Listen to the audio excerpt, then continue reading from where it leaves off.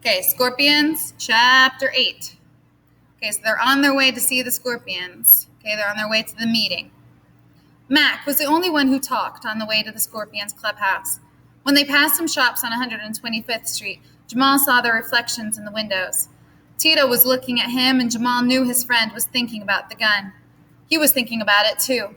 It was heavy in his belt, and he kept touching it. His legs were stiff as he walked. He felt that the gun was going to do something, fall out of his pants or shoot off by itself. The Scorpions used an old firehouse behind Marcus Garvey Park as their base. The firehouse had been boarded over and locked with chains, but there was a window in the back that could be reached by climbing a small ladder. Over the window there was a picture of a small gold shield with a black scorpion painted on it. Mac went up first, then Tito, and then Jamal. The Scorpions had brought a small television into the firehouse and some wooden chairs. They were sitting around it watching a kung fu movie. They didn't say anything when they saw Mac, Tito, and Jamal enter. Jamal recognized most of the Scorpions. "Yo, what it is?" Mac found a chair and sat in it. "What y'all watching?" "This is the dude that was supposed to take Bruce Lee's place," a guy Jamal knew as Angel said, nodding toward the Chinese karate fighter on the small screen. "But he ain't that tough." Yeah. Mac sat down on a box. "Jamal, what's happening?" Angel spoke to Jamal without taking his eyes off the television. "Everything cool." "Who's your friend?" "This is Tito."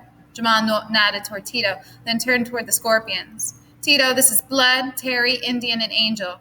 I don't know that guy." Tito nodded toward the Scorpions. "And this is Bobby Welcome," Mac said. "He's new." "We've been talking, man." Angel was thick-necked and wide-eyed. Jamal thought that if he drew him, he could make him look like a horse. "Everybody ain't happy with Jamal taking over the Scorpions." "You ain't happy?" There was a threat in Mac's voice. "I didn't say I wasn't happy." Angel's voice rose. "I said everybody ain't happy, and I think we should talk about it." "Yeah, well, you talk too much," Mac said. Jamal felt his mouth go dry. He looked toward the television where a guy was training by lifting heavy stones. "Jamal ain't nothing but a kid," Indian said. "He's Randy's brother." "That don't mean nothing." Blood took a long drink from his soda. Blood's throat moved up and down as he swallowed. "So I want you to think about this for a second. So who is the one that said Jamal should be the leader of the Scorpions? Was it Jamal? Does Jamal actually want this? Or was it Mac? Mac's the one who's kind of pushing him into doing this. Mac and supposedly Randy. But we haven't even heard from Randy. Mac is the one who went to the Scorpions and said Jamal should be in charge. Mac is the one who's bringing him to this meeting. What do you think Jamal wants? Let's think about that as we read on. We got to vote on it, Angel said. "Well, who do you vote for?" Jamal asked. "I vote for Indian." "Randy's still the leader of the Scorpions," Mac said. "He's just letting Jamal hold it for him until he gets back into the world." "By the time he gets out, my kids be in the Scorpions," Angel said. "I don't like your mouth, man," Mac said. "You want to go down with me or something?" "Ain't nobody want to go down with you," Indian said. He glanced toward Mac. "We're just talking." "Jamal ain't got no experience," Angel said. "He don't know how to handle the dealers. We got to make some real money. He got to know how to handle the dealers." "You going to talk that mess to Randy when his appeal goes through?" Max said. "I'll talk if I have to." Indian stood up and spread his legs. He had a narrow face with thin slits for eyes. "I got your back," Angel said. Jamal wasn't sure what he should do. He thought about giving the gun to Mac. He stood and opened his coat and put his hand on it. He got a piece. Blood was heavy and brown-skinned with light eyes. He was missing a tooth in the front of his mouth. Indian looked at Jamal and took a step back. "Why you think Randy want him to run the Scorpions?" Mac said. "'Cause he know he don't go in for all this girl talk y'all be putting out. He put you to sleep faster than your mama did when you was little." "I see he got the part, but I don't know if he got the heart," Indian said.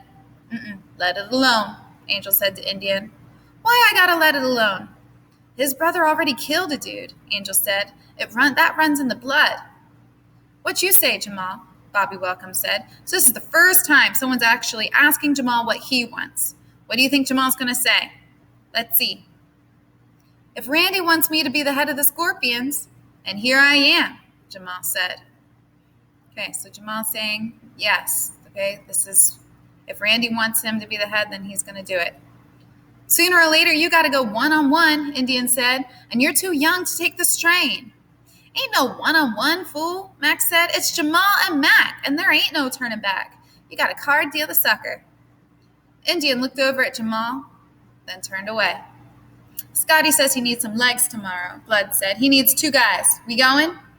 What you say, Jamal? Mac said. We could use the money. Yeah. Who's going? Mac asked. Me and Indian, Blood said. Mac looked over at Indian. Yeah, that's cool. Just so long as certain people remember that I got Jamal's back.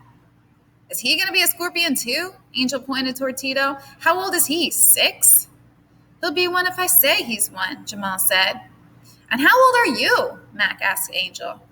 14, Angel said. Everybody else here is either 14, 15, or 16. He ain't but 12, maybe even 11. He don't got to be 14 or nothing to deal, Indian said. But being the leader, that's something else. On the screen, one karate school was fighting against the other. Jamal sat down and watched it for a while. He didn't look at Tito. If he looked at Tito, he might have seen that Tito was afraid, and his own fear would come out. He didn't want to see Tito being afraid or even smiling. These guys, Indian, Mac, and Blood, weren't the kind of guys he did a lot of smiling around. They watched the rest of the movie, then Blood said he had to go. Then Mac said he had to leave too. Tito and Jamal started to go with him. Yo, Jamal, Indian called to him. What? I ain't got nothing against you or nothing, Indian said. I just think you're kind of young to be running the Scorpions. Yeah. All right, let's talk about this really quickly. I know that my time is running out. But Jamal and Tito think that they want to be a part of this gang because they think that they can change it. They said back in the last chapter that they can make it better, make it good, have the Scorpions do good things. Do you think that that could actually happen? Or do you think they're being kind of young and naive? Okay? I think they're being kind of young and naive. The Scorpions aren't going to change, okay? Even with someone like Jamal and Tito kind of running it. They think that it's going to change, that they're going to be able to change it for the better. They won't be able to. All right, let's keep going. They left Mac on Morningside across from St. Joseph's. As soon as Mac had crossed the street, Tito asked Jamal if he was afraid. No. Yes, you were. Did I look afraid? No, but I knew you were afraid, Tito said. You're going to stay the head of the Scorpions? I don't know. They're scared of Mac, Tito said. They're scared of Mac and me, too, if I got the gun. I don't like that gun, Tito said. Are you going to keep it? I don't know. Did you ever even shoot a gun before? What do you think? You want to go shoot it? Where? We can shoot it in Central Park, down near the water. Tomorrow after school? Yeah. Okay. Hey, did you see them poles? What poles? The poles in the clubhouse. That used to be a firehouse. You mean those poles the guys slide down? Yeah.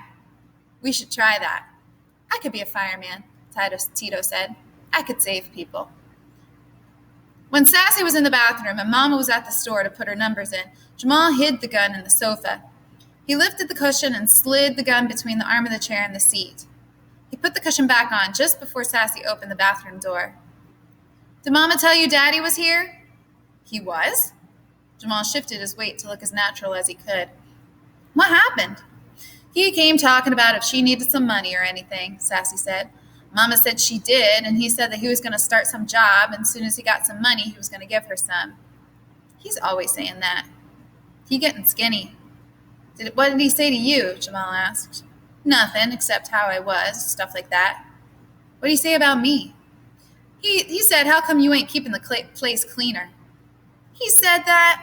Uh-huh. He said you should do the dishes every day because you got to take his place as man of the house. Jamal smiled. He knew his father hadn't said that.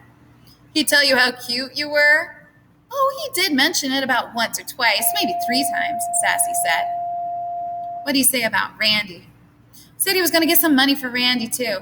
He acted like he was all broke up over Randy. He don't even care. I think he do. Why? Because he act like he do, Sassy said. Randy, his son, same as you. How long he stay? He coming back tonight, Sassy said. He said he's going to bring something from McDonald's. I don't care if he do come back. Mama act like she wasn't glad to see him, but I think she was. All right, we'll stop.